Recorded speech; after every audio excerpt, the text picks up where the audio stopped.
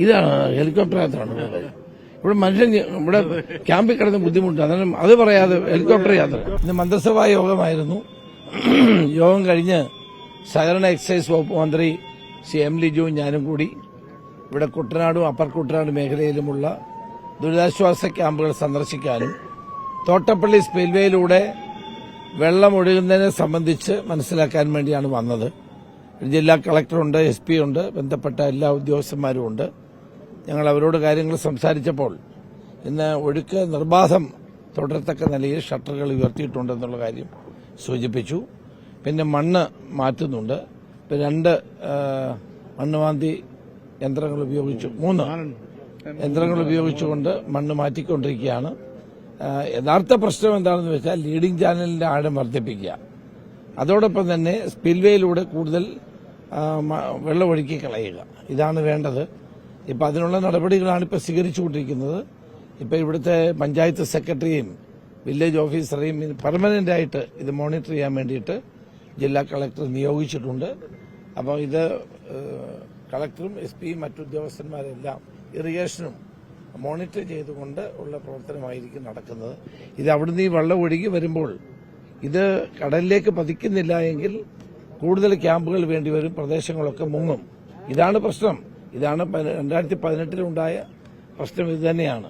പക്ഷെ അത് കുറെ കൂടി ജാഗ്രതയിൽ ഇനിയിപ്പോൾ ഈ മണ്ണ് മാറ്റുകയും വെള്ളം ഒഴുകി പോകാനുള്ള സംവിധാനം ഉണ്ടാക്കുകയും ചെയ്യുക എന്നുള്ളതാണ്. ഇതൊരു കണ്ടിന്യൂസ് പ്രോസസ് ആക്കണം. എന്നാൽ മാത്രമേ അപ്പർ കുട്ടനാട് മേഖലയിലെ വെള്ളപ്പൊക്കം ഒഴിവാക്കാൻ നമുക്ക് സാധ്യമാവുകയുള്ളൂ. അപ്പം അതിനുള്ള നടപടികൾ സ്വീകരിക്കും. ഇപ്പം ഇത് കഴിഞ്ഞാൽ ഞങ്ങൾ കുട്ടനാട് MLA വന്നിട്ടുണ്ട്, റെജി.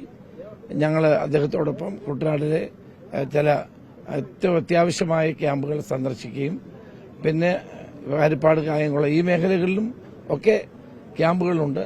ആ ക്യാമ്പുകൾ സന്ദർശിക്കാനുമാണ് തീരുമാനിച്ചിട്ടുള്ളത്. അതുകൊണ്ടല്ല, മണ്ണ് നീക്കിക്കൊണ്ടിരിക്കുകയായിരുന്നല്ലോ ഇവിടെ. അത് കഴിഞ്ഞിട്ട് പെട്ടെന്ന് ഇങ്ങനെ ഒരു വെള്ളപ്പൊക്കം ഉണ്ടാകുമെന്നുള്ള ധാരണ ഉണ്ടായില്ല. അങ്ങനെ പറയുകയാണെങ്കിൽ 2018 വെള്ളപ്പൊക്കത്തിന് ശേഷം ഇതെല്ലാം അന്നോട്ടേ ഇതൊക്കെ ചെയ്യേണ്ടതായിരുന്നു. അങ്ങനെയും ചെയ്തില്ല. പിന്നെ തോട്ടപ്പള്ളി സ്പിൽവേയുടെ ഇപ്പം കളക്ടർ പറഞ്ഞ പോലെ, കളക്ടർ സൂചിപ്പിച്ചത് ഈ സ്പിൽവേ വളരെ പഴക്കം ചെന്നതാണ്, അതിന്റെ ഷട്ടറുകൾ പഴക്കം ചെന്നതാണ്. ഇനി അതെല്ലാം മാറ്റിയെടുത്ത് കുറച്ചുകൂടി സുഗമമാക്കാൻ, വെള്ളം ഒഴുകി പോകുന്നത് സുഗമമാക്കാനുള്ള നടപടികളായിരിക്കും ഗവൺമെന്റ് കൈക്കൊള്ളുന്നത്.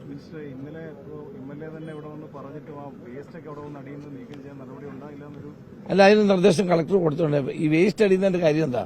ഇപ്പം എന്റെ മണ്ഡലത്തിൽ തന്നെ 2-3 പാലങ്ങളുണ്ട്. അതിന്റെ അടിയിലാണ് ഇതെല്ലാം വന്ന്, അതിന്റെ തൂണുകളിലാണ് ഇതെല്ലാം നിൽക്കുന്നത്. അത് യുദ്ധകാല അടിസ്ഥാനത്തിൽ തന്നെ മാറ്റാനുള്ള നിർദ്ദേശം കൊടുത്ത് ഇപ്പം നടന്നുകൊണ്ടിരിക്കുകയാണ്. വേസ്റ്റ് അതിന് തന്നെ വന്നുകൊണ്ടിരിക്കുകയും കൂടിയാണ്. കാരണം ഇത് മനത്തിൽ പെയ്യുന്ന മഴയാണ്. അവിടുന്ന് വരുന്ന ഈ വേസ്റ്റും തടിയും മറ്റ് ഇതെല്ലാം കൂടി വന്നാണ് ഈ അടിയുന്നത്. അതിന് കളക്ടർ തന്നെ നിർദ്ദേശം കൊടുത്തിട്ടുണ്ട്, മാറ്റിക്കൊണ്ടിരിക്കുകയാണ്. ഹൈവേയുടെ ആളുകളും അവരോടും പറഞ്ഞിട്ടുണ്ട് മാറ്റണമെന്ന്, അത് മാറ്റിക്കൊണ്ടിരിക്കുകയാണ്. വെള്ളം കയറില്ല എന്ന് പറഞ്ഞാൽ നമ്മൾ ഈ AC റോഡ് ഉൾപ്പെടെ വെള്ളം കയറിയിട്ട് ആളുകൾക്ക് പോകാനൊക്കെ വലിയ ബുദ്ധിമുട്ടുണ്ട്. അതിനെന്തെങ്കിലും ഒരു ബദൽ സംവിധാനം അല്ല അങ്ങനെ ഈ എപ്പോഴും വെള്ളപ്പൊക്കവും അതിപ്പോൾ അവിടുന്ന് വെള്ളം ഒഴിഞ്ഞുകൊണ്ടിരിക്കുന്നതാണ് മനസ്സിലാക്കാൻ കഴിയുന്നത്. MLA ആവശ്യപ്പെട്ടത് അതിലൊരു അന്വേഷണം തന്നെ നടത്തണമെന്നുള്ളതാണ് AC റോഡിന്റെ നവീകരണം. ഇപ്പം അന്വേഷണമല്ല വേണ്ടത്. ഇപ്പം നമ്മൾ കാര്യങ്ങൾ നടത്തുക, ആളുകളുടെ ബുദ്ധിമുട്ട് ഒഴിവാക്കുക.